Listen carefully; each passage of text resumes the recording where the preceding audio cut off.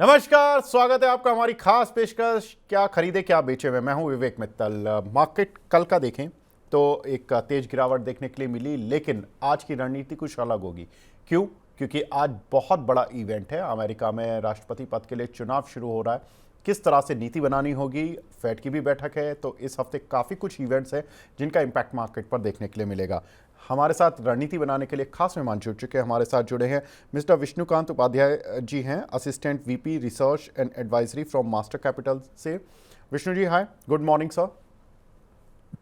Good morning Vivek ji. Very good morning.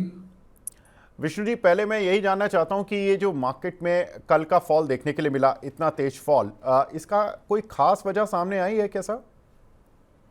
Vivek ji, to be very honest, आप कल के जो डिक्लाइन जो था लगभग 500 पॉइंट का, जो लोअर लेवल से रिकवरी किया था कुछ एंड में 150 पॉइंट के आसपास, आप उस फॉल को अलाइन कर सकते हो ग्लोबल फैक्टर्स के साथ, जो कि यूएस में प्रेसिडेंशियल इलेक्शंस की रिजल्ट है, मीटिंग्स है, और भी कुछ जियोपॉलिटिकल इश्यूज वगैरह हैं। बट आई बिलीव पर्सनली कि ये सारे फैक्टर्स तो और भी मार्केट्स पे एप्लीकेबल होते हैं। यूएस मार्केट है, यूरोप मार्केट है, बट उन सभी कंट्रीज के जो मार्केट्स हैं वो काफी अच्छा परफॉर्म कर रहे थे। तो कल का जो फॉल था, मैं सिंपल ये कह सकता हूं कि अपने कुछ डोमेस्टिक फैक्टर्स जो हैं, जैसे कि आपका इसकी सेलिंग है, डिसअपॉइंटिंग क्वार्टरली अर्निंग्स है, और जो एक हैंगओवर चला हुआ है वीक सेंटिमेंट्स का, उसके ही द्वारा है। और टेक्निकली मार्केट में एक जो वीकनेस है, क्योंकि मार्केट अभी भी 100 डे एक्सपोनेंशियल मूविंग एवरेज के नीचे ही फिलहाल ट्रेड कर रहा है, तो ये सारे फैक्टर्स मार्केट में एट्रीब्यूट किए थे कल के डिक्लाइन। बिल्कुल। तो ये कुछ फैक्टर्स थे जिन्होंने कि कल मार्केट में काफ़ी कुछ थोड़ा परेशान किया निवेशकों को, ट्रेडर्स को। लेकिन कल के बाजार को पढ़ने के लिए थोड़ा डीप डेटा की तरफ बढ़ते हैं, तो बढ़ते हैं हमारे खास सेगमेंट कल का बाजार पर।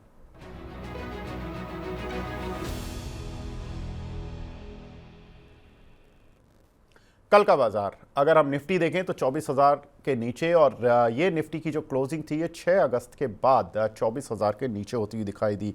तो लगभग हम कह सकते हैं कि 6 अगस्त के बाद 4 नवंबर को ये इस तरह की क्लोजिंग, जो कि हमने 990 23,990 पर निफ्टी की क्लोजिंग देखी है, ये थोड़ी सी निराशाजनक थी। और बैंक निफ्टी भी अगर देखें तो करीब 1% गिरकर बंद हुआ 51,231 पर। और बहुत सारे सेक्टर्स ही ज़्यादातर ऐसे थे जहां पर कि तेज़ गिरावट देखने के लिए मिली थी। सेंसेक्स में देखें तो करीब 1.25% की गिरावट, निफ्टी में भी सेम गिरावट देखने के लिए मिली। तो ये कुछ हद तक कह सकते हैं कि मार्केट में कहीं ना कहीं स्ट्रेंथ खोता हुआ बाजार दिख रहा है। और ये सिर्फ कल का ही हश्र नहीं था। मार्केट लगातार अपने ऑल टाइम हाई से लगभग अब काफ़ी नीचे आ चुका है। करीब 5% से ज़्यादा की गिरावट देखने के लिए मिल चुकी है। सर, मेरा सवाल यही रहेगा कि मार्केट में अब चूंकि हम ऑलरेडी ठीक ठाक करेक्शन देख चुके हैं, एफआईज की सेलिंग का भी एक पॉइंट मार्केट ने डिस्काउंट कर लिया है, लेकिन क्या अब ये हर गिरावट खरीदारी का मौका है, या अभी कोई बाउंस बैक मिले मार्केट में तो बेच दे, जो पोर्टफोलियो में प्रॉफिट मिल रहा है, जहां भी जिस शेयर में मिल रहा है बेच दें? हाँ, सी विवेक जी, अभी फिलहाल मैं टेक्सचर की बात करूं मार्केट की, तो डेफिनेटली मार्केट का जो टेक्सचर है वो फिलहाल अभी स्ट्रांग नहीं है। कंप्लीटली बेरिश टेक्सचर है मार्केट का। जैसे कि मैंने अभी कोट किया कि market 100 day exponential moving average के नीचे है, और as as far as technical studies says कि market is now getting up for 200 day exponential moving average, जो कि 30,500 के आसपास अलाइन करता है। कुछ टाइम पहले निफ्टी में एक हेड एंड शोल्डर पैटर्न बना था, उसका कि एक नेकलाइन ब्रेकआउट हुआ था। यदि उसके आप टारगेट को भी सेट करते हो, तो वो उसके टारगेट जो है वो 23,500 से लेके 23,600 के आसपास आते हैं। जी। मार्केट में फ्रेश बाइंग का दौर कब स्टार्ट होगा? 24,500 के ऊपर, जहां सबसे ज्यादा कॉल राइटर्स भी खड़े हुए हैं। तो 24,500 का लेवल जब डिसाइसिव बेसिस पर ब्रेक होगा, तो मार्केट में एक very healthy short covering trigger होगी। और टेक्निकली मुझे लगता है कि वो एक फर्स्ट इंडिकेशन होगा फ्रेश बाइंग का और बार्गेन बाइंग का। जब तक मार्केट 24,500 का लेवल ब्रीच नहीं करता, तो मुझे लगता है कि हर राइज पे सेल ऑन राइज की स्ट्रेटेजी को आप एडॉप्ट करके चल सकते हैं। बिल्कुल सर, लेकिन अगर कोई सेक्टर मैं बोलूं आपसे कि रिकवरी के लिए तैयार हो रहा है, तो वो सबसे पहला सेक्टर कौन सा होगा आपकी रडार पर? डेफिनेटली देखिए, मुझे लगता है कि मेरी किटी में दो सेक्टर ऐसे हैं जो कि मुझे लगता है फिलहाल अभी कि यदि मार्केट में कोई रिबाउंड देखने को मिला, तो वो दो सेक्टर सबसे ज्यादा आउट परफॉर्म करेंगे। पहला है पीएसयू बैंक्स, जैसे कि ओके। आपने आज भी देखा कुछ लीडिंग पीएसयू बैंक, सॉरी कल के सेशन में भी देखा कि कुछ लीडिंग पीएसयू बैंक थी जिन्होंने निचले स्तर पे से काफी अच्छे एक रिबाउंड देखने को मिला। और दूसरा सेक्टर रहेगा मेरा मेटल। यदि मेटल के आप वीकली चार्ट को एनालाइज करोगे तो आप देखेंगे कि ये जो मेटल का जो सेक्टर है, it is trading in broad horizontal band. और करंटली ये अभी अपने लोअर रेंज वैल्यू के आसपास है, और यहाँ से मुझे लगता है कि एक शानदार रिकवरी आने वाले टाइम में मेटल्स में देखने को मिल सकती है। फंडामेंटली यदि मैं थोड़ा सा बात करूं, ऑल्दो वैसे मैं ट्रैक नहीं करता हूं, बट चाइना फैक्टर को मैं थोड़ा सा ट्रैक करता हूं। तो अभी जैसे कि आपने देखा कि वहां पे एक मीटिंग फिलहाल अभी 5 दिन से चल रही है, कल वो स्टार्ट हुई थी। तो मुझे लगता है कि ये जो इस हफ्ते पूरी जो मीटिंग चलेगी, यदि उसमें कुछ मॉनेटरी स्टिमुलस के पैकेज कुछ निकल के आए, तो सबसे ज्यादा बेनिफिट जो जिस सेक्टर को होगा वो रहेगा हमारा मेटल। तो इस पॉइंट को भी ध्यान में रखते हुए मैं मेटल सेक्टर पर बेट लगा सकता हूं। बिल्कुल। सर, कुछ ऐसे सेक्टर या शेयर हैं जिनसे कि अभी दूर रहना चाहिए, भले ही बहुत गिर गए हैं, हमने देख लिया मार्केट में तेज करेक्शन आ गया है, लेकिन अभी भी डर है इन शेयरों से या सेक्टर से अभी भी दूर रहना है? देखिए, ऑल्दो मार्केट में अभी एक हेल्दी करेक्शन फॉल तो हमने देखने को हमको मिल चुका है ऑल्दो। बट यदि मैं सेक्टर में दूर रहने की बात करूं तो फिलहाल मेरे को लगता है कि ऑटो और फार्मा, जिनके सेक्टर्स के जो ग्राफ हैं टेक्निकली, वो फिलहाल अभी बहुत ज्यादा अच्छे रोजी पिक्चर को फॉर्म नहीं कर रहे हैं। तो मैं चाहूंगा कि अभी फिलहाल के लिए, ऑल्दो हमने अक्टूबर के मंथ में देखा था कि ऑटो कंपनीज की जो ग्रोथ है, बाइक है या फिर वो फोर व्हीलर्स है, उनकी ग्रोथ में हमको एक थोड़ा मार्जिनली इंप्रूवमेंट देखने को मिला है। बट हाँ, मार्केट ने उस तरीके से रिएक्ट नहीं किया, यानी कि उन कंपनीज की जो रिलेटिव स्ट्रेंथ है वो अभी स्ट्रांग नहीं है। तो मैं चाहूंगा कि आप फिलहाल अभी ऑटो सेक्टर से फिलहाल आप थोड़ा सा दूरी बना के रखिए, जब तक एक डिसाइसिव एक यू टर्न मार्केट में देखने को नहीं मिलता है। तो बिल्कुल।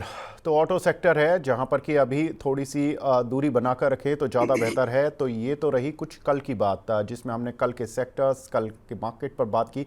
लेकिन अब आज की तैयारी कैसे करनी है, तो बढ़ते हैं आज की तैयारी पर।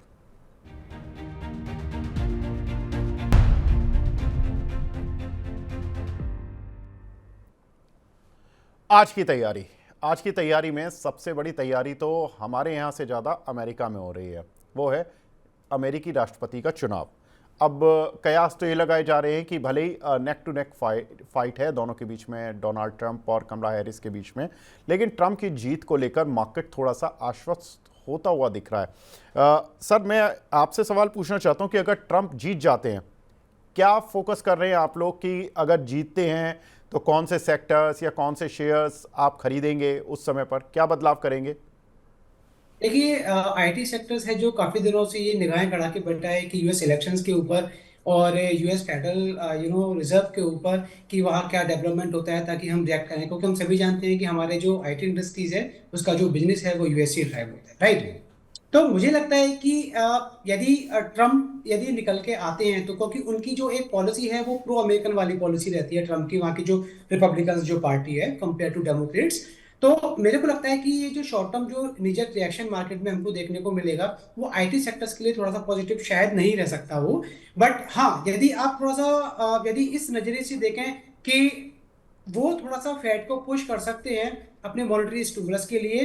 फेड की पॉलिसीज भी आनी है 7 तारीख को, वहां भी कुछ एक्सपेक्टेड यही है कि कुछ I mean 25 to 50 basic points का रिडक्शन हो सकता है। और यदि ट्रंप की सरकार बनती है, यानी कि रिपब्लिकन्स की सरकार यदि यूएस में बनती है, तो मुझे लगता है कि थोड़ा सा एग्रेसिव मॉनेटरी पॉलिसी यूएस में चालू हो सकती है, जो कि एक अदर तरीके से हम कह सकें तो आईटी सेक्टर्स के लिए पॉजिटिव साबित हो सकता है। तो आईटी में यानी कि सर। इन टोटल यदि मैं बात करूं तो आने वाले टाइम में यदि ऐसा कुछ होता है, ट्रम्प बनते हैं, तो निजक रिएक्शन थोड़ा सा नेगेटिव रहेगा। बट वो जो स्टर्स रहेंगे, यदि मार्केट में बिकवाली देखने को मिलती है, तो वो काफी अच्छे लेवल्स रहेंगे खरीदारी के पॉइंट ऑफ व्यू से आईटी जी, सेक्टर तो की। आईटी में सर लीडर्स के साथ जाना है जो कि टॉप लीडर्स है आईटी के, या मिड कैप आईटी पर फोकस करना है? सर मैं फिलहाल अभी लीडर्स को थोड़ा सा अवॉइड करूंगा। मैं कोफोर्ज, टेक महिंद्रा जैसी कंपनीज की साथ जाना प्रेफर करूंगा अभी। ठीक है सर। लेकिन अगर मार्केट में ये खबर आती है कि कमला हैरिस जीत गई हैं, तो जो बाइडेन की पॉलिसी थी वही कंटिन्यूशन में मार्केट एक्सपेक्ट करेगा। हालांकि इंडियन मार्केट तो उस पॉलिसी में भी काफ़ी अच्छे से चला है, लेकिन कहीं ना कहीं जो कमला हैरिस और उनकी पार्टी का जो मैनिफेस्टो है उसमें ये कहा गया है कि हम अभी भी रशिया यूक्रेन युद्ध में यूक्रेन का साथ देते रहेंगे, इजराइल हमास युद्ध में इजराइल का साथ देते रहेंगे, यानी कि जियोपॉलिटिकल रिस्क कम नहीं होने वाला है। ऐसे में कौन से सेक्टर्स हैं, कौन से शेयर्स हैं जहां पर आप दाव लगाना पसंद करेंगे सर? सी ऑल्दो मैं इस चीज को बहुत ज्यादा वेटेज तो नहीं दे रहा हूँ कि यदि ये पार्टी निकल के आएगी तो जो एक लॉन्ग टर्म की जो ग्रोथ स्टोरी होती है किसी भी कंट्री की वो चेंज हो जाएगी। हाँ, नीजक रिएक्शंस मार्केट में देखने को मिलता है। इंडिया में भी आपने देखा था कि रिजल्ट आए थे और उस दिन मार्केट में क्या हाल था, और उसके बाद मार्केट में सब्सिक्वेंट कितने ऑल टाइम हाई के लेवल्स को लगातार छुआ था।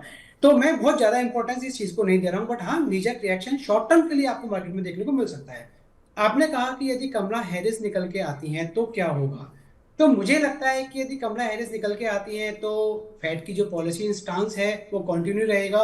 वो दोबारा देखेंगे एक इंटरेस्ट रेट कम होने के बाद की इन्फ्लेशन की क्या स्थिति है कंट्री में, और उसके अकॉर्डिंग ही वो पॉलिसी को मोल्ड करेंगे, राइट। तो ऐसा नहीं है कि यदि कमला हैरिस निकल के आती हैं तो आईटी सेक्टर बहुत ज्यादा भाग जाएगा, क्योंकि उनकी जो डेमोक्रेटिक की जो पॉलिसीज हैं वो प्रो अमेरिकन ना होके प्रो ग्लोब रहती हैं थोड़ी सी। हर मतलब हर कंट्रीज को वेटेज देना, ग्लोबलाइजेशन को वेटेज देना। ऑल्दो हम समझते हैं इस चीज को कि रिपब्लिकन्स की जो पॉलिसी होती है वो प्रो अमेरिकन रहती है, तो उसका इम्पैक्ट थोड़ा सा विदेशी कंपनियों पर ज्यादा पड़ता है। बट एक डिसाइसिव और एक सस्टेनेबल मूव की यदि हम बात करते हैं तो मुझे नहीं लगता है कि यदि कमला हैरिस निकल के आती हैं तो कोई भी बहुत ज्यादा मेजर इसकी वजह से कि पूरा ही एक दिशा चेंज हो सकती है सेक्टर की, क्योंकि अल्टीमेटली जो सेक्टर चलेगा वो ऑनगोइंग फंडामेंटल्स के आधार पर चलेगा, वैल्यूएशंस के आधार पर चलेगा। अभी फिलहाल टेक्निकली मार्केट में एक अच्छा खासा करेक्शनल फॉल हमको देखने को मिल चुका है, और मुझे लगता है कि यदि मार्केट में थोड़ा बहुत 10 से 12% का और भी कोई करेक्शन फॉल यदि आता है इन केस यूएस इलेक्शंस को लेके, तो वो that will be a very good opportunity to increase buying in the IT sectors. यदि आप लार्ज कैप की बात करें तो मुझे लगता है कि टीसीएस यहाँ से बहुत दूर नहीं है बॉटम बनाने के लिए। 150 रुपए के आसपास यदि टीसीएस गिरता है यहाँ से करंट लेवल्स पे से, आप उसको बाइंग करके चल सकते हैं। मिड कैप पे आप थोड़ा सा फोकस बना के रख सकते हैं, जैसे कि मैंने अभी भी कोट किया, टेकएम और कोफोर्स टाइप की कंपनियों को आप एक बार अपने रडार पे लगा के रख सकते हैं। जी। सब फेड की पॉलिसी भी है, गुरुवार को अनाउंसमेंट आ जाएगी और 25 बेसिस पॉइंट मार्केट एंटीसिपेट कर रहा है कि कट आ जाएगा। लेकिन अगर नहीं आता है तो मार्केट को थोड़ा शायद डिसअपॉइंटमेंट भी मिल सकता है। उसी समय पर यूएस प्रेसिडेंसी के जो भी इलेक्शन के रिजल्ट्स होंगे वो भी आते हुए दिखाई देंगे। थर्सडे इवनिंग तक काफ़ी कुछ क्लैरिटी मिल जाएगी। आई बिलीव कि फ्राइडे को तो पूरी तरह से क्लियर हो जाएगा, और मार्केट, इंडियन मार्केट को जब फ्राइडे की ओपनिंग होगी तो उस समय पर मार्केट को शायद दोनों फैक्टर्स क्लियर होंगे कि यूएस में प्रेसिडेंट कौन बनना है और प्रेसिडेंट कौन बनना है, और जो फेड की जो स्टांस है पॉलिसी को लेकर वो किस तरह का है। सर, क्या करेंगे फेड की पॉलिसी पर? देखिए, आपने बिल्कुल ठीक कहा कि ये वीक ओवरऑल बहुत ही क्रूशियल, बहुत ही क्रिटिकल रहने वाला है, और इन्वेस्टर्स की सबसे ज्यादा जो एनेक्सिटी है वो इसको इस चीज को लेके है कि क्या इस वीक यूएस प्रेसिडेंशियल इलेक्शन का रिजल्ट आ जाएगा या नहीं आएगा। ये सबसे बड़ा कंसर्न है। यदि आ जाता है तो डस्ट क्लियर हो जाएगी, नेक्स्ट वीक से एक एक एक पूरा लाइन ड्रॉ हो जाएगी कि हमको किस डायरेक्शन में बैठना है। अब बात करते हैं कि फेड की पॉलिसीज को लेके। यदि फेड अपना 25 बेसिक पॉइंट्स यदि डिक्रीज नहीं करती है तो उसमें ऐसा कुछ नहीं है कि बहुत ज्यादा डिसअपॉइंटमेंट हमको देखने को मिलेगा, क्योंकि मार्केट में एक correctional fall, healthy correctional fall market में ऑलरेडी एक आ चुका है, राइट। हाँ, ये एक थोड़ा सा हो सकता है कि क्योंकि यूएस की जो सेंट्रल बैंक है that's a leading central bank of the world, right. यदि ये अपना कुछ इंटरेस्ट रेट में परिवर्तन लेके आती है, कुछ चेंजेस लेके आती है, तो ये जो है एक बेंचमार्क क्रिएट करती है अदर कंट्रीज की सेंट्रल बैंक्स को लेके। तो यदि बिल्कुल। यहाँ पे कोई 25 बेसिक पॉइंट्स का रिडक्शन नहीं होता है बेसिक इंटरेस्ट रेट्स में, तो ये हो सकता है कि आरबीआई भी अपने पॉलिसी मेकिंग डिसीजंस में थोड़ा सा चेंज लेके आए और वो भी अपने स्टांस को न्यूट्रल रखे। तो वो एक शॉर्ट टर्म के लिए कह सकते हैं कि मार्केट में एक ट्रिगर बन जाएगा कि अब मार्केट को 200 डे एक्सपोनेंशियल के पास आना ही आना है, राइट। क्योंकि कल की ट्रेडिंग सेशन में जो हमने देखा कि लोअर लेवल से जो रिकवरी निकल के आई है ना 150 पॉइंट की, वो हो सकता है कि आज के लिए थोड़ा सा पॉजिटिव ट्रिगर साबित हो, क्योंकि हो सकता है कि नीचे के लेवल्स पे से शॉर्ट्स कवर हुए थे मार्केट में, अल्टीमेटली बने शॉर्ट्स थे बट थोड़े बहुत शॉर्ट्स कवर हुए थे, राइट। तो ये एक ट्रिगर हो जाएगा कि यदि डिले हो जाएगा यूएस की पॉलिसीज के रिडक्शंस में, इंटरेस्ट रेट्स में, डिसीजंस में, तो एक कंफर्मिंग, एक अलार्मिंग सिग्नल हो जाएगा कि मार्केट अब 23,500 23,600 के आसपास तक आपको देखने को मिलेगा। बट हाँ, वहां पे आप टेक्निकली एक चांस लेके चल सकते हो, क्योंकि रिस्क रिवार्ड आपके फेवर में रहेगा। बार्गेन बाइंग अपॉर्चुनिटी को आप एक बार कैपिटलाइज करके वहां उन लेवल्स पे से चल सकते हैं। बिल्कुल। तो फेड का रेट कट नहीं होने पर 23,500 23,600 की तैयारी कर ले, हो सकता है आपको स्क्रीन पर दिखाई दे जाएगा।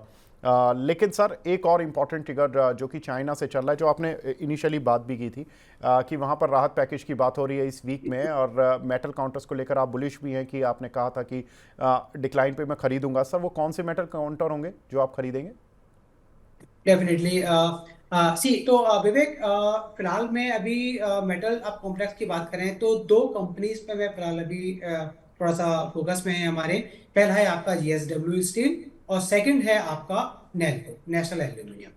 ये दो कंपनी एक्चुअली क्या है कि यदि आप इनके ग्राफ को देखेंगे, खासकर आप नेल्को के ग्राफ को देखेंगे, तो इस स्टॉक का रिलेटिव स्ट्रेंथ बहुत ही ज्यादा शानदार है। यानी कि मार्केट में लगातार गिरावट है और इस स्टॉक में वो गिरावट नहीं है जो मार्केट में दिखा रहा है। यानी कि ये एक इसका जो बीटा है वो अभी 1:1 नहीं है मार्केट के, यदि मार्केट से यदि आप एनालाइज करते हो तो मुझे लगता है फिलहाल उस प्रकार की कंपनियां जो एक खासा अच्छा रिलेटिव स्ट्रेंथ को शो कर रही है, जैसे कि नैल्को है आपकी, कुछ और भी कंपनीज हैं आपकी कॉर्पोरेट्स टाइप की आईटी में, तो उन कंपनीज पे आप दाव लगा सकते हो। तो मेटल्स की यदि आपने जो बात कही है, मुझे लगता है कि जीएसडब्ल्यू स्टील और नेल्को, ये दो कंपनियां ऐसी हैं जिनमें यदि राहत पैकेज चाइना की तरफ से कोई आता है तो अच्छा खासा मूवमेंट आपको देखने को मिल सकता है हायर साइड में। बट मेटल ऑलरेडी एक ओवरबिटन सेक्टर है।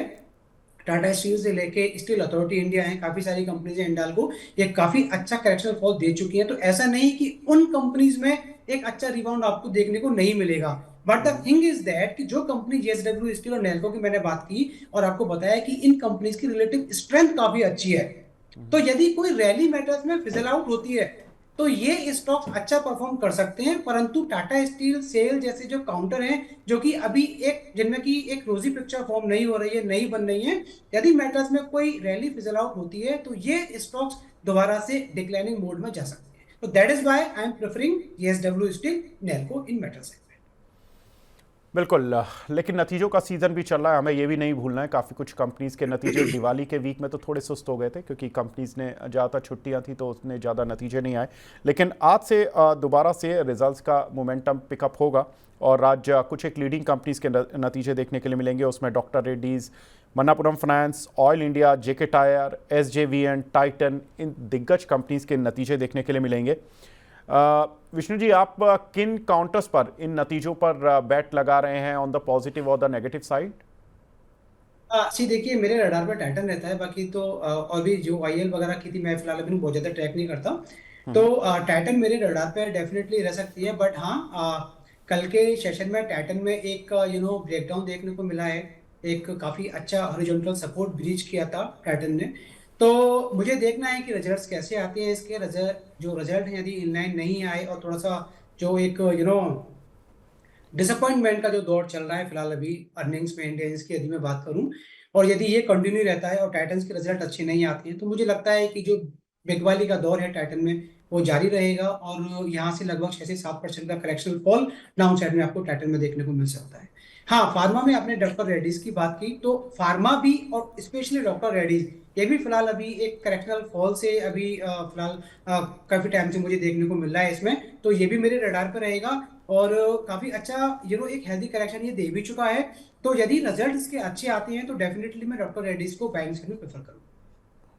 बिल्कुल। तो डॉक्टर रेड्डीज और टाइटन ये रडार पर रहेंगे, लेकिन रडार बता दिए सर ने कि किस तरह से रडार पर रखना है, मोमेंटम किस साइड पर शिफ्ट हो सकता है। लेकिन सर कुछ काउंटर में काफ़ी मोमेंटम चल रहा है, आपकी रडार पर कौन से शेयर हैं जो आप देख रहे हैं ऑन द पॉजिटिव और नेगेटिव साइड?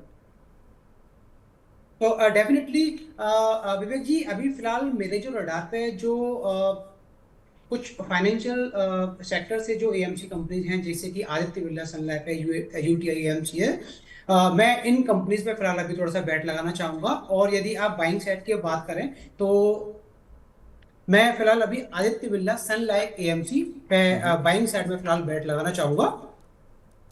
ओके। मैं एक बार इसका ग्राफ ओपन करता हूँ। जी। Well, so share is currently trading at 789, 789 के आसपास फिलहाल ये शेयर ट्रेड कर रहा है और अपने सभी की मूविंग एवरेजेस के ऊपर ये शेयर है फिलहाल। तो I am expecting higher side में आपको 830 से लेकर 840 तक के लेवल आने वाले टाइम में देखने को मिल सकते हैं। डाउन साइड में आप यहाँ एक बार बाइंग करके चल सकते हैं। स्टॉप लॉस के तौर पे 764, यानी कि 764 रुपए का आपको एक स्टॉप लॉस इसमें मेंटेन करके चलना पड़ेगा। जी। विवेक तो जी, सेकंड जो शेयर जी sir, yes please please. Sir, मैं ये पूछ रहा था कि ये काउंटर आपने आज के लिए दिया है, आज के सत्र के लिए, या ये इसको हम पोजिशनल कॉल भी बना सकते हैं? हाँ, एक तरीके से आप पोजिशनल 7 से 8 दिन के लिए आप इसको एक बार मेंटेन करके ओके। चल सकते हैं। जी सर, दूसरा काउंटर आप बता रहे थे। तो विवेक जी, सेकंड जो शेयर है हमारा वो है आपका सीमेंस का। ओके।